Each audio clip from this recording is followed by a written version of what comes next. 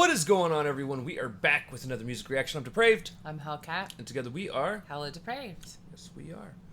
Alright, so...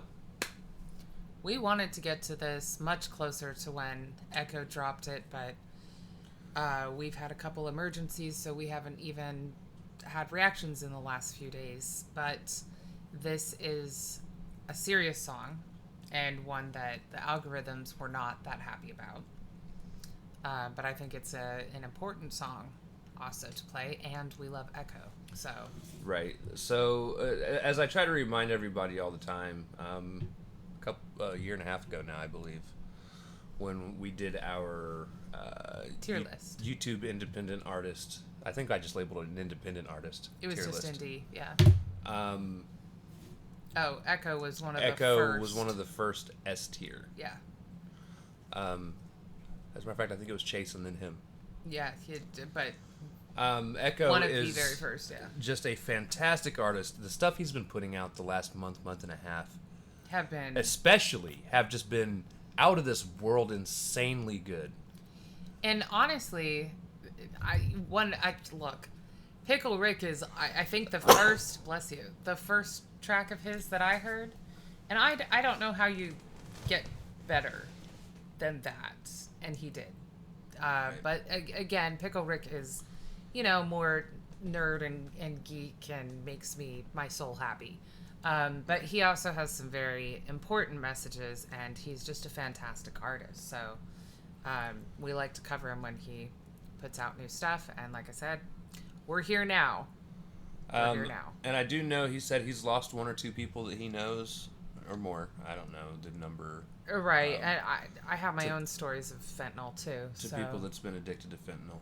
Yeah. I don't have any stories. So... But... Fentanyl is actually, it used to be mostly prescribed in the patch form, the transdermal patch form. And there were two different types. One looked kind of like a bubble, and the other was just flat. Now, the flat ones didn't cause many problems in terms of going wrong, whereas the bubble ones, if they ended up getting punctured, if you used a heating pad, showered with them on, got a fever with them on, they would release more than they should at any given time, and they could end up killing you. But they were prescribed for me for the fibro, and I was on them for about 2 years. And the doctors back then weren't... I don't know that they knew as much, and they weren't as careful, so when they didn't work on me, instead of changing them every 72 hours, they recommended that I change them every 48, which meant that I was getting a crap ton more than one should, because they had me leave the old patch on for that 24-hour overlap. Now, for me personally, I don't really react to opioids, which is the bad thing and the good thing.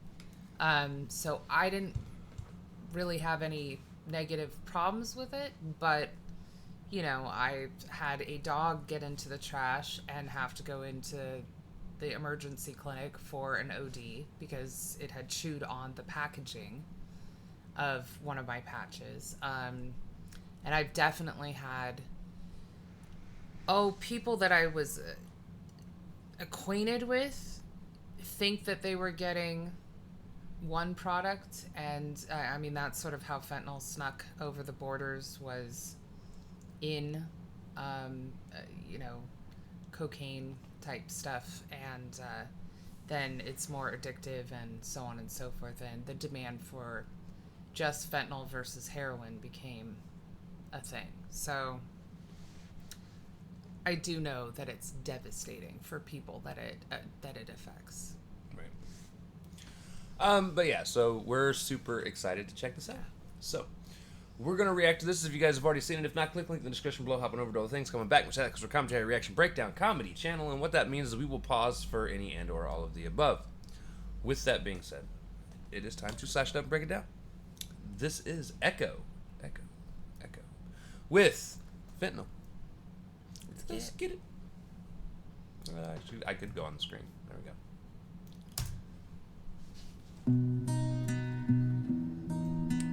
toxic sign at the bottom.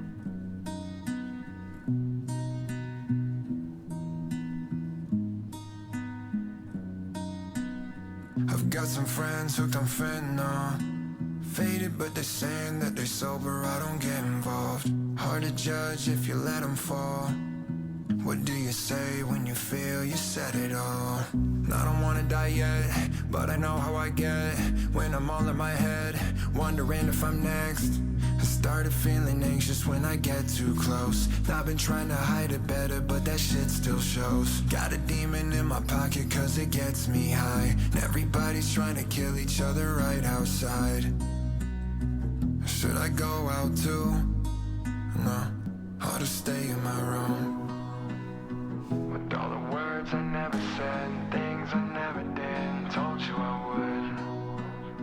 And all the friends I'm gonna miss, cause they couldn't handle it. I got some friends hooked on Adderall. Faded, but they say it's just to get ahead, they in control. It's not a problem if you're still productive, right? And if it's working, who the fuck am I to judge it? Ay, everyone depressed or pretending they are, like that's the new wave. So I don't know if the ones I love are fucked up until it's too late, yeah. Some have overdosed, others don't, but won't grow and die of old age. I just wish I knew what we got into before everything changed. Looking outside, I'm like, fuck it, I try to be part of the planning of loving society, until I found out it's all been a lie, and the primary cause of my growing anxiety. Gotta get high to be cool with the fact my generation is doomed. I don't wanna play this game, I just stay in my room. Holy shit. I think that is one of the hardest things that... About growing up? About addictions is... Both. One of two things usually gets people addicted to something. Prescriptions. Right. Or trying to fill a void. Right. In some way, shape, or form.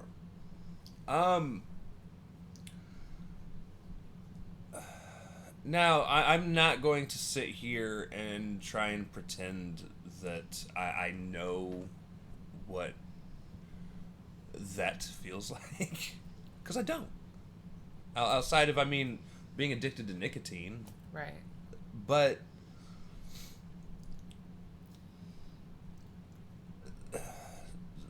So, like, for me, one of the reasons I never did any other kind of drugs whatsoever.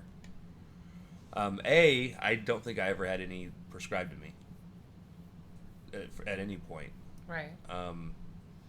I had a small prescription of one of the painkillers when I had surgery. Right. But they literally just gave enough to get through, like, a week. Yeah, that's normally, unfortunately, enough to get some people that are... honestly, it's unfortunate, but it's genetics and, like, susceptibility in terms of your chemical system. Right. But that can be enough. As far as the whole filling a void thing, I never... How can I explain it without sounding like an ass? Because I'm not really trying to sound like an ass. I don't like the feeling of not feeling like myself, even if that version of myself is sad and depressed. Right. I don't like feeling numb or... really, that's... I don't like the lightheaded feeling. But that's fine. But that's some me. Some people are very Some much like people that. do. I'm the same. But I will say that part of it for me is I just have never had the energy. Now, I have been prescribed just about every painkiller under the sun, guys. And they don't work for me. Like the benzodiazepams, the opioids, they just don't work. Now, that doesn't mean that I couldn't OD if I were given too much, because that's a completely separate, damage to your organs versus like the effects that they have. For some reason, my system doesn't allow me to feel the pain relief or the numbness or any of the stuff that other people feel. I'm like that with a lot of medication, like just a lot in general. But in terms of filling the void for me, because I am so introverted, I wasn't going to go out and party or hang out with my friends, or, you know, when I had friends, it was like one at a time basic type thing. And of course, they had their own lives. But because I have chronic fatigue, my system shut me down. So I slept. So the more depressed I got, the more I slept. And unfortunately, I already need a lot of sleep with the fibro. So it was just like a very vicious cycle. And then I was preoccupied with inane shit like being in and out of the doctors, because I mean, it took a decade to diagnose what I had, and then even then they're like, well, I'm sorry, we know what you have, but we don't know what the fuck to do with you. And then working my ass off, you know, so that was filling the void for me. Right. But I also had a lot of this stuff going on around me in terms of, people, just seeing people in the medical community, because I was present myself so often. My family being addicted to alcohol. My college years, when he mentioned Adderall, like, I had some people that I started off being friends with, and then I realized at a party, you know, I didn't know, I was very naive with that kind of stuff, and one of my friends came in with blue rings around his nose, and I didn't know what it meant, but I asked because I have a big mouth, and they explained it to me and said that they had their, you know, thesis paper due and blah, blah, blah. And for me, I don't abuse drugs, but B, I stayed away from, like, cocaine was a big thing in my high school that was offered around a whole bunch.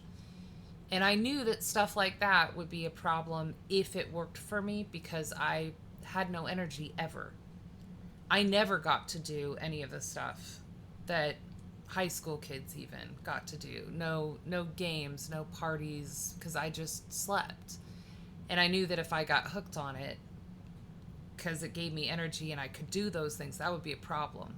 But it was the same excuse. It was, we're using so-and-so's Adderall prescription, which meant that that poor person that had ADHD wasn't getting their meds, so that they could be productive. And if we're productive, then it's not really an addiction. It's not really a problem. And it's like, but it is, because you don't have ADD, and therefore it's like taking speed, you know? Right. So there's a lot of justifications that go along. And knowing a few people that have been in my life that have been addicted to assorted drugs. It's always people that are addicted to drugs typically feel like they're in control. Right. And they know how much their body's able to take and how much their body isn't able to take. Right. But the problem with that mentality is the more you do a drug, the more your body gets used to it, and it's not as effective. You build up a tolerance. So as you build up that tolerance, you start to take more to try and get back to that same feeling that you were getting before. But then you're risking yourself more. And then eventually it can cause ODs. But like I was saying with the opioids, and how I could still get OD'd without even knowing that it's going to happen because I'm not feeling the effects. Right. It's the same concept. Like, it does not mitigate the damage you're still doing to your organs and other things that you aren't even necessarily aware of. But, you know, the justifications are still there. And so when he was saying, like, I feel like I've talked myself out over this, it is like arguing with a brick wall, because like you say, they think they know what they're doing. It's the same with alcoholics. Like, my dad always compared himself to, like, the other people at AA. I don't belong here because I don't start that early, or I don't do this, or I don't do that. I haven't lost a job because of it, or it doesn't mean you're not one. It just means maybe you're a little bit more clandestine about it. I don't know, but it's the justification for continuing to use it is always there. And once somebody is stuck in that mentality, an outside source has a very hard time talking them out of it. But He also said, like, staying in my room sounds like a good idea because I grew up and I always thought society was one way and I'd be a productive member of it and this, that, and the other. And then I realized they were lying to us. And society is fucked and has made everything worse and my anxiety sky high. So why would I even go outside? And amen, I don't go outside. Right. You know?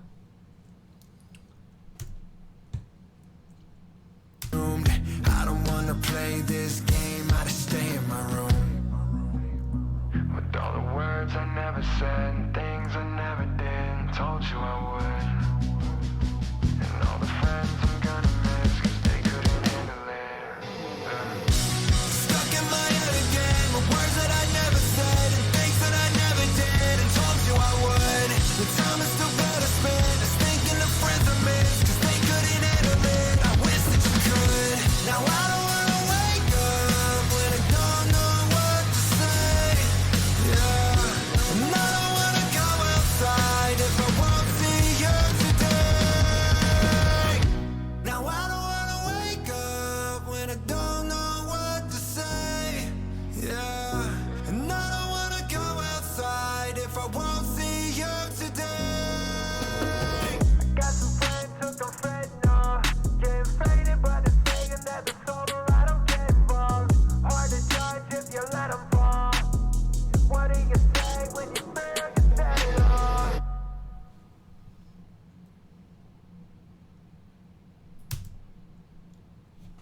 So he just wanted to reiterate to everybody he can sang. Right. Let's do a little, pop punk. I feel like By we're the on way, theme that's today. a really fucking good look for you. The band, the pop punk, like, very nice. But yeah, what do you do? Like, I mean, he's using his platform to talk about it and to show people that he understands. And that it's destroying people.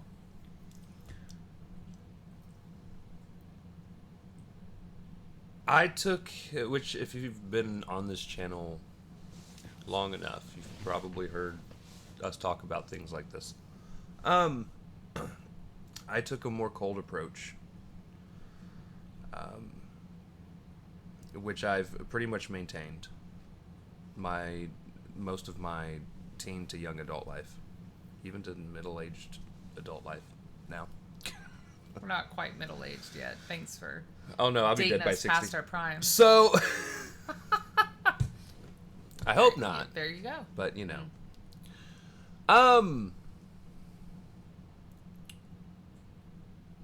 I took a much more cold approach, and I got tired of trying to talk friends out of doing things, and watching them basically destroy their own lives over drugs. And I finally got to the point where I just started cutting everyone out of my life that even showed signs of things that I don't think were good for me to be around. And it's a very hard thing to do, and I'm not saying that that's for everybody. There are some people that definitely have a savior mentality in terms of trying, and sometimes even being successful in trying to help your friends out of tough situations. I'm not one of them. And I kind of got to the point where I basically don't help people that aren't willing to help themselves. If somebody... Bless you. Oh, that was her sneezing. I thought we were getting a donation. No, that was her Scared sneezing. Okay. We have a sick kitty. We do. But yeah, like, that's kind of where I just started. I took a stand. Like, if I had a friend that was struggling with something, they knew they were struggling with something, and they wanted help, I'd have no problem being there to help them. But if I talk to you 5 or 6 times and let you know, yo, I think you're going down a pretty shitty path, and you just continue to go down that really shitty path, then at that point, I walk away. I like that kind of tied into the last Moon Knight episode, by the way. You know, just for the nerds that are also watching this. And it's hard. It is, because like I got separated from a guy that was one of my closest friends, and about 6 years ago now, like he'd just gotten out of jail. Like this dude, big time, was into drugs and selling and doing, to the point where like he had a raid in his house and they found tunnels built underneath his home, and that's where they found him and his buddy at. That is big time, yeah. Right, like he got out of jail, tried to get his life back together, and then got shot and killed, which most of us suspect it was probably from somebody that like retaliated from before.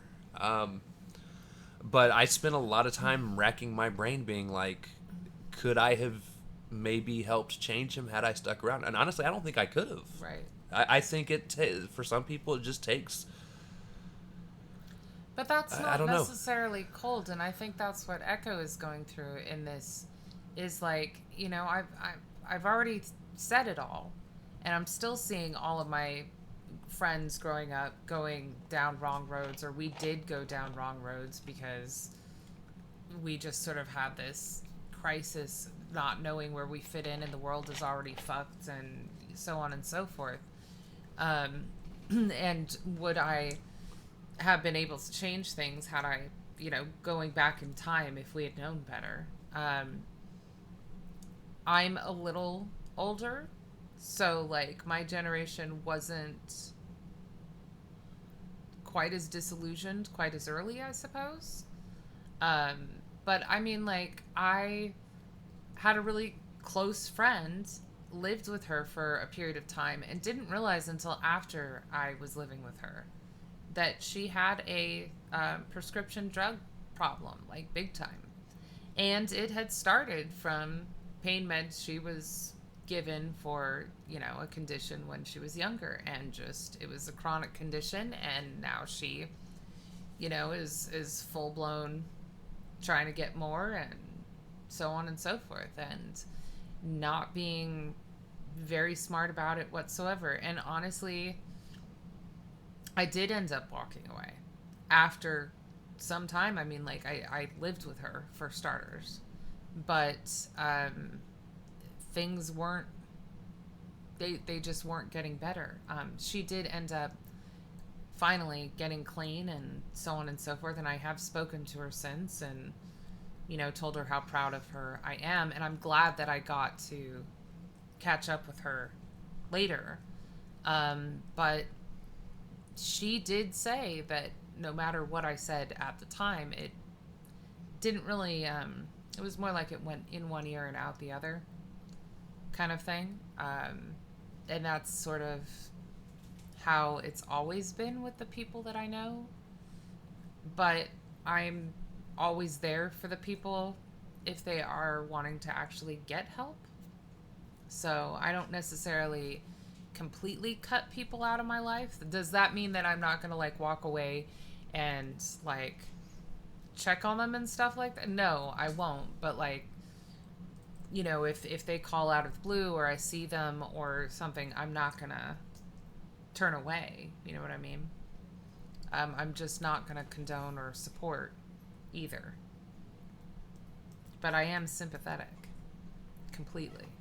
Right. Honestly, if I didn't have such a weird reaction to opioids, I'm not sure that I wouldn't be one of these people that was addicted, considering how much the doctors have tried to give me over the years.